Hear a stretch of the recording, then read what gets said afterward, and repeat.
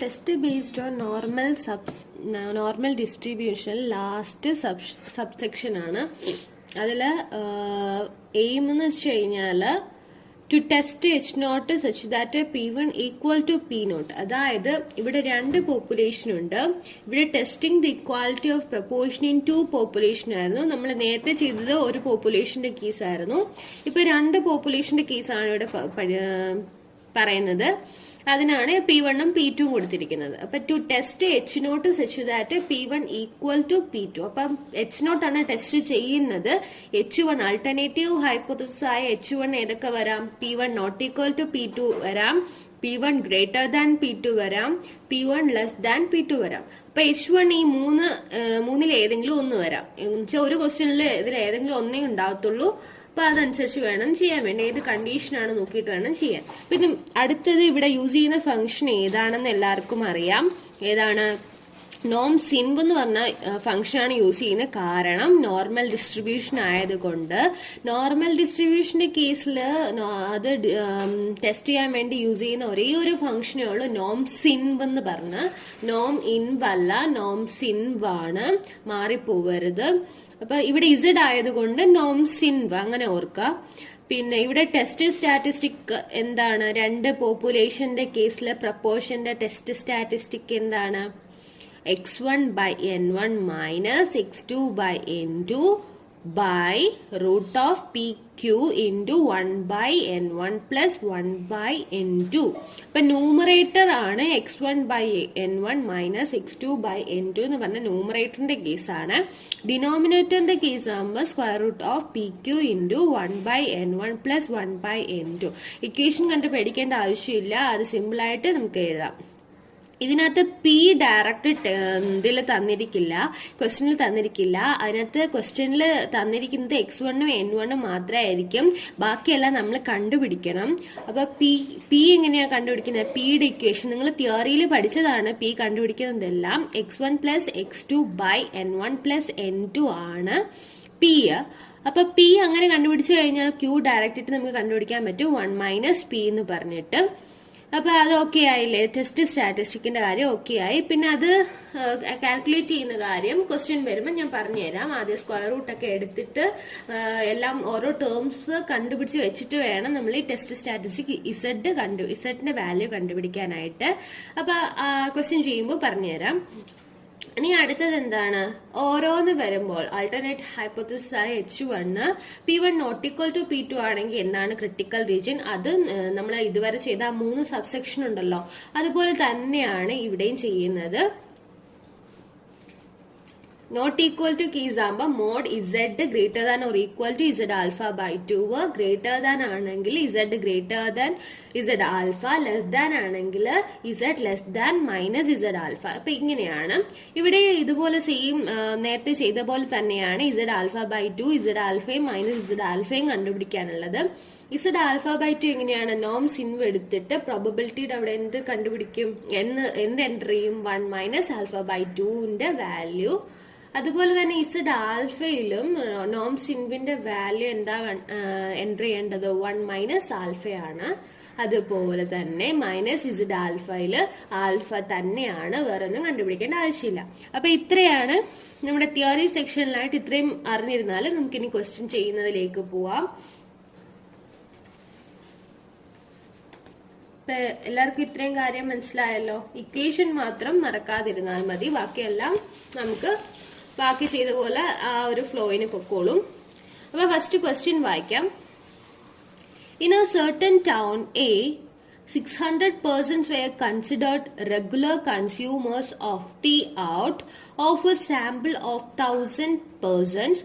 In another town B, 350% regular consumers of tea out of a sample of 600 persons. Does this facts reveal a significant difference between the two towns as far as tea drinking habit is concerned? Alpha തന്നിട്ടുണ്ട് 0.05. അപ്പം first ഒന്നുകൂടി വായിച്ചു നോക്കാം. Question lengthy ആകുമ്പോൾ നമുക്ക് ഒരു വട്ടം വായിച്ചാൽ ചിലപ്പോൾ മനസ്സിലായെന്ന് വരത്തില്ല.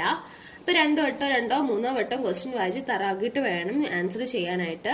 അപ്പൊ ഫസ്റ്റ് ഒന്നും കൂടി വായിക്കാം. In A test certain town A, 600 persons were considered regular consumers of tea out of a sample of 1000 persons. 1000 persons sample എടുത്തു കഴിഞ്ഞാൽ അതിൽ 600 പേഴ്സൺസ് എന്താണ്? റെഗുലർ കൺസ്യൂമേഴ്സ് ഓഫ് ടീ ആണ് ആ ടൗണിൽ. എന്ന് വെച്ചാൽ ടീ വാങ്ങുന്നതിന് റെഗുലർ കൺസ്യൂമേഴ്സ് ആണ്. അപ്പം 1000 പേരെ എടുക്കുമ്പോൾ അതിൽ 600 പേരും അങ്ങനെയാണെന്നാണ് റെഗുലർ കൺസ്യൂമേഴ്സ് ആണ്. അപ്പൊ രണ്ടാമത്തെ ടൗൺ എടുക്കുകയാണ്. രണ്ടാമത്തെ ടൗണിൽ ഒരു 600 സാമ്പിൾ എടുത്തു കഴിഞ്ഞാൽ അതിൽ 350 പേരും റെഗുലർ കൺസ്യൂമേഴ്സ് ഓഫ് ടീ ആണ്. അപ്പൊ ഇത് രണ്ട് പോപ്പുലേഷന്റെ കാര്യമാണ് പറയുന്നത്. അപ്പൊ നമുക്ക് മനസ്സിലായി ആദ്യത്തെ എൻ എത്ര? ആദ്യത്തെ ടൗണിലെ N 1000ഉം X 600ഉം ആണ്. രണ്ടാമത്തതിനകത്തെ N 600ഉം X 350 ആണ്. അപ്പൊ ഇത്രയും കാര്യം മനസ്സിലായി. ഇത് ജസ്റ്റ് ഒന്ന് എൻട്രി ചെയ്ത് വെക്കാം. അപ്പൊ രണ്ട് ടൗണിന്റെ കാര്യം ആയതുകൊണ്ട് നമ്മളിവിടെ N1 N2 X1 X2 എന്ന് പറഞ്ഞ് എഴുതാണ്. അപ്പൊ ആദ്യം നമുക്ക് N1 എൻട്രി ചെയ്യാം. N1 equal to 1000. അതിന്റെ X1 എൻട്രി ചെയ്യാം. X1 ഈക്വൽ ടു എത്രയാണ്? 600. അതുപോലെ തന്നെ N2 എൻട്രി ചെയ്യാം. N2 equal to 600. അതുപോലെ അവിടുത്തെ X2 എത്രയാണ്?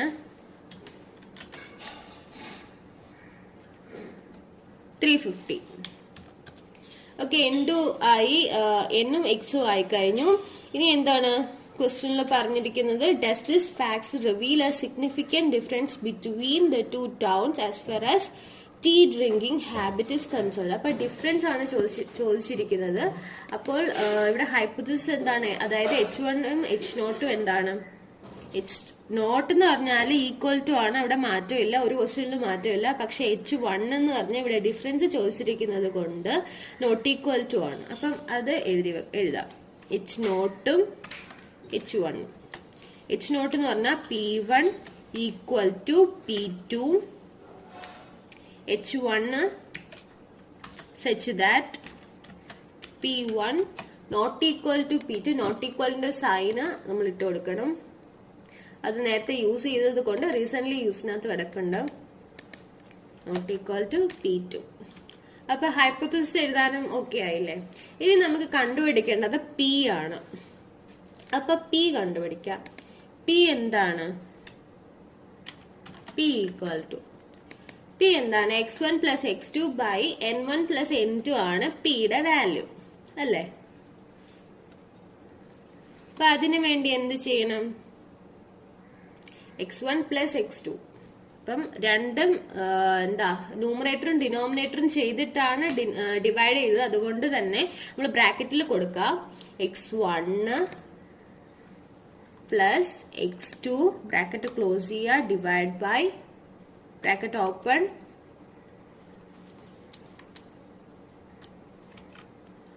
N1 plus N2 bracket close ചെയ്യാം. ഓക്കെ കൊടുക്കുക, എൻ്റർ അടിക്കുക. അപ്പോഴത്തേക്ക് Pയുടെ വാല്യൂ കിട്ടി. Pയുടെ വാല്യൂ കിട്ടുമ്പോൾ നമുക്ക് ഡെഫിനറ്റ്ലി Qയുടെ വാല്യൂ കണ്ടുപിടിക്കാൻ വലിയ പാടില്ല. Q ഈക്വൽ ടു എന്താണ്? 1 മൈനസ് P ആണ്. 1 മൈനസ് P. അപ്പം അതിന്റെ സെൽ എടുക്കുക, ഈക്വൽ ടു അടിക്കുക, റിസൾട്ട് മാത്രം മതി അവിടെ. അതുകൊണ്ട് 1 മൈനസ് Pയുടെ വാല്യൂ സെലക്ട് ചെയ്ത് കൊടുക്കുക, എൻ്റർ അടിക്കുക. അപ്പൊ Pന്റെ വാല്യൂ കിട്ടി, Qന്റെയും വാല്യൂ കിട്ടി. N1 കിട്ടി, X1 കിട്ടി, N2 കിട്ടി, X2 കിട്ടി, P കിട്ടി, Q കിട്ടി. ഇത്രയും കിട്ടി കഴിഞ്ഞു. ഓക്കെ, ഇത്രയും മനസ്സിലായല്ലോ. ഇനി എന്താണ് ഇക്വേഷൻ ഒന്ന് ആലോചിച്ച് നോക്കിയാൽ ഇവിടെ എന്ത് വരും? Test statistic. X1 by N1 minus X2 by N2 divide by root of PQ by PQ into 1 by N1 plus 1 by N2. ഫസ്റ്റിൽ 1 by N1 ഉം 1 by N2 കണ്ടുപിടിച്ച് വെക്കാം.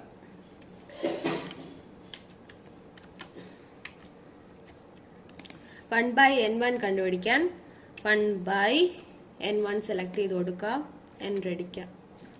അതുപോലെ തന്നെ 1 by n2 കണ്ടുപിടിച്ച് വെക്കുക. 1/n2 കണ്ടുപിടിക്കുമ്പം equal to 1/n2 select ചെയ്ത് കൊടുക്കുക, എൻ്റർ അടിക്കുക. അത് കഴിഞ്ഞ് എന്താണ് കണ്ടുപിടിക്കാനുള്ളത്? x1/n2ഉം x2/n2 ആണ്. x1/n1 കണ്ടുപിടിക്കാം. ഈക്വൽ ടു അടിക്കുക x1/n1 എൻ്റർ. ഇനി x2/n2 കണ്ടുപിടിക്കാം. സെല് സെലക്ട് ചെയ്ത് ഈക്വൽ ടു x2/n2 എൻ്റർ അടിക്കാം. അപ്പൊ x1/n2 ആയി, n1 ആയി, x2/n2 ആയി, അതുപോലെ 1/n1ഉം 1/n2 ആയി. ഇനി ആ താഴത്തെ ഡിനോമിനേറ്ററിന്റെ കേസാണ് നോക്കാനുള്ളത്. ഡിനോമിനേറ്ററിന്റെ കേസിൽ ഡിനോമിനേറ്ററിന്റെ അകത്തുള്ള ഒരു സ്ക്വയർ റൂട്ട് ആണ്. അതുകൊണ്ട് അതിന്റെ അകത്തുള്ള കണ്ടുപിടിച്ചതിന് ശേഷമേ നമുക്ക് ബാക്കി കണ്ടുപിടിക്കാൻ പറ്റുകയുള്ളൂ. അപ്പം അത് കണ്ടുപിടിക്കാം. അതായത് എന്താ അതിനകത്ത് PQ into 1/n1 plus 1/n2 ആണ്. PQ into 1/n1 plus 1/n2 എന്നാണ്. അപ്പൊ അതേ ഈക്വൽ ടു എന്താന്ന് നമുക്ക് നോക്കാം. അപ്പൊ ഈക്വൽ ടു അടിക്കാം. അതിനുശേഷം പിയും ക്യൂ ഒരുമിച്ച് നിൽക്കുകയാണ്. അപ്പം അതൊരു ബ്രാക്കറ്റിൽ കൊടുക്കുക. പിന്റെ വാല്യൂ സെലക്ട് ചെയ്യുക, ഇൻറ്റു ക്യൂവിന്റെ വാല്യൂ സെലക്ട് ചെയ്ത് ബ്രാക്കറ്റ് ക്ലോസ് ചെയ്യുക. അടുത്ത ബ്രാക്കറ്റിൽ 1/n1 പ്ലസ് 1/n2 സെലക്ട് ചെയ്തു, ബ്രാക്കറ്റ് ക്ലോസ് ചെയ്തു, എൻ്റർ അടിച്ചു. ഇടയ്ക്ക് നമ്മൾ ഇൻറ്റു ഇട്ടില്ല ആ ബ്രാക്കറ്റിനകത്ത്.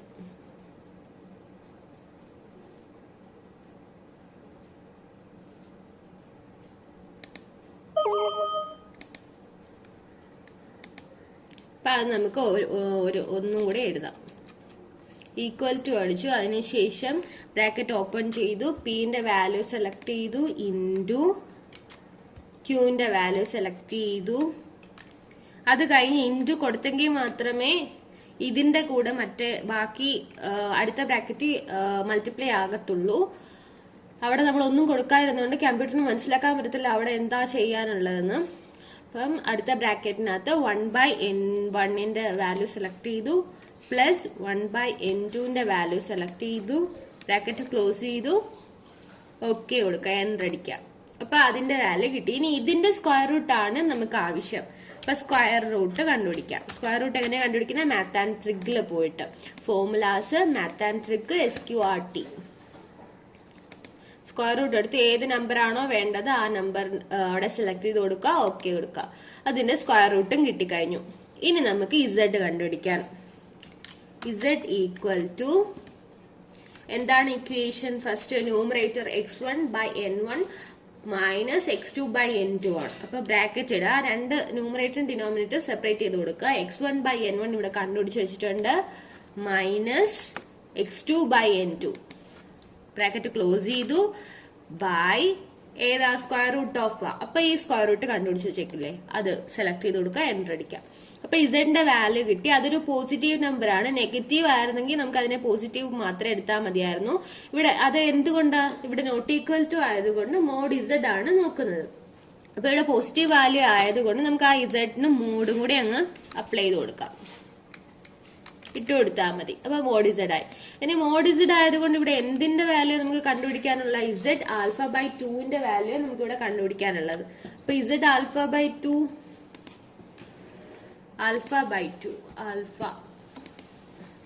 insert close alpha divided by 2 equal to. അപ്പൊ z α/2 വേണമെങ്കിൽ നമുക്ക് എന്ത് വേണം? നോംസ് ഇൻവനകത്ത് ഇതിന്റെ വാല്യൂ അടിച്ചു കൊടുക്കേണ്ടത് 1 മൈനസ് α/2ന്റെ വാല്യൂ ആണ് അടിച്ചു കൊടുക്കേണ്ടത്. അപ്പൊ ഇവിടെ ആൽഫ എത്രയാന്ന് തന്നിട്ടുണ്ട്, അതവിടെ കിടക്കട്ടെ. നമുക്ക് z α/2 ചെയ്യാം. അത് α/2 എത്രയാണ്? ആൽഫ ഈക്വൽ ടു എത്ര തന്നിട്ടുണ്ട്, അതുകൊണ്ട് ആ വാല്യൂ എഴുതാം 0.05. മിക്ക ക്വസ്റ്റ്യൻസിലും ഇത് തന്നെയായിരിക്കും, 5% ആയിരിക്കും മിക്ക ക്വസ്റ്റ്യനും ചോദിക്കുന്നത്. അപ്പൊ അത് ശ്രദ്ധിച്ചോണം. ഇൻസേർട്ട് ആൽഫ ബൈ 2 കണ്ടുപിടിക്കുക. ഇനി സെലക്ട് ചെയ്യുക, ഈക്വൽ ടു അടിക്കുക, ആൽഫ സെലക്ട് ചെയ്യുന്നു, ഡിവൈഡഡ് ബൈ 2 എൻ്റർ. അപ്പൊ ആൽഫ ബൈ 2. ഇനി എന്താ വേണ്ടത്? 1 മൈനസ് ആൽഫ ബൈ 2 ആണ് വേണ്ടത്. 1 minus alpha by 2 equal to, cell select ചെയ്യുക, equal to 1 minus alpha by 2 നമ്മൾ കണ്ടുപിടിച്ച് വെച്ചിട്ടുണ്ട്. എൻ്റർ അടിക്കുക. അപ്പൊ 1 മൈനസ് ആൽഫ ബൈ 2 ആയി. ഇനി നമുക്ക് തിരിച്ച് ഇസഡ് ആൽഫ ബൈ 2-നകത്തോട്ട് വരാം. ആ സെല്ല് സെലക്ട് ചെയ്യുക. ഇനി ഫംഗ്ഷൻ അപ്ലൈ ചെയ്യുക. ഫംഗ്ഷൻ അപ്ലൈ ചെയ്യുമ്പോൾ നോം സിൻവ് ആണ് ഇവിടുത്തെ ഫംഗ്ഷൻ. നോം സിൻവ് എടുക്കുക. നോം സിൻവിനകത്ത് പ്രോബബിലിറ്റിയുടെ വാല്യൂ 1 മൈനസ് ആൽഫ ബൈ 2 ആണ് എൻ്റർ ചെയ്യേണ്ടത്. അതുകൊണ്ടാണ് നമ്മളിവിടെ 1 മൈനസ് ആൽഫ ബൈ 2 കണ്ടുപിടിച്ച് വെച്ചിരിക്കുന്നത്. അപ്പൊ അത് സെലക്ട് ചെയ്ത് കൊടുക്കുക, ഓക്കെ കൊടുക്കുക. അപ്പൊ നമുക്ക് ഇസഡ് ആൽഫ ബൈ 2ന്റെ value കിട്ടിക്കഴിഞ്ഞു.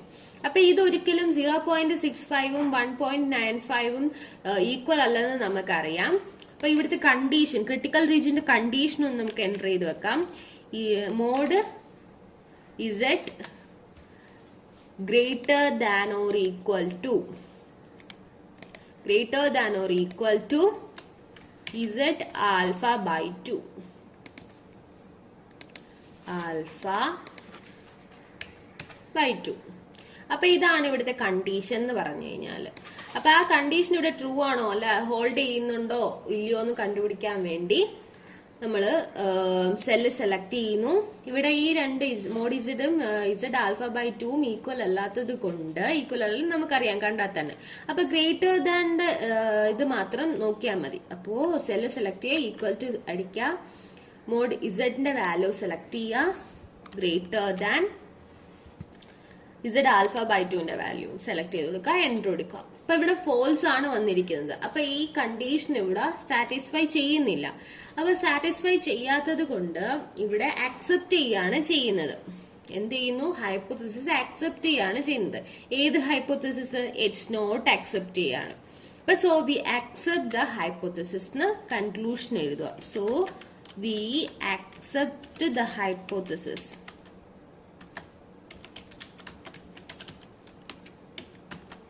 So we accept the hypothesis ആണ്. ഹൈപ്പോത്തസിസ്. അപ്പൊ എഴുതി കഴിഞ്ഞു. ഇവിടെ എന്താ അക്സെപ്റ്റ് ചെയ്ത്? H0 നമ്മൾ അക്സെപ്റ്റ് ചെയ്തു, H1 റിജക്ട് ചെയ്യുകയും ചെയ്തു. ഇത്രയേ ഉള്ളൂ. So we accept the null hypothesis എന്ന് എഴുതിയാലും പ്രശ്നമില്ല. നമ്മൾ നൾ ഹൈപ്പോത്തസിസ് ആണ് അക്സെപ്റ്റ് ചെയ്യുന്നത്. അപ്പൊ ഇത്രയും മനസ്സിലായല്ലോ? ഈ ക്വസ്റ്റ്യൻ മനസ്സിലായല്ലോ? ഇത് നോട്ട് ഈക്വൽ ടുവിന്റെ കേസിലെയാണ്. Okay.